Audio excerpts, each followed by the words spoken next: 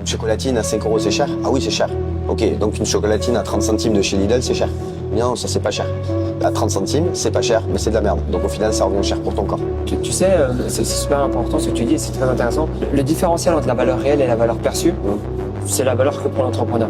Si le delta est trop grand entre les deux, Oui. de toute manière, l'entreprise ne tient pas. Objectivement, est-ce que ça vaut 700 000 euros? Moi, je trouve pas. Honnêtement, Je suis d'accord avec toi. ça ne les vaut pas.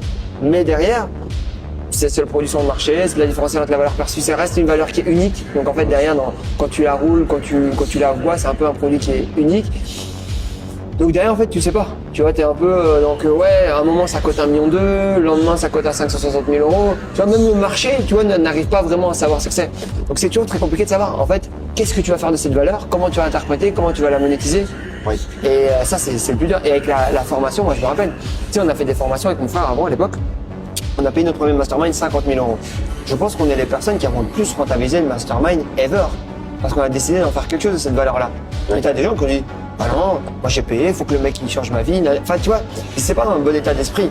Moi, tu viens te former, tu vas prendre l'information, il faut que la personne en face de toi, elle soit force de proposition, qu'elle te donne des vraies solutions, qu'elle t'écoute et qu'elle calcule tes besoins. Mais après, l'action, c'est toi en fait.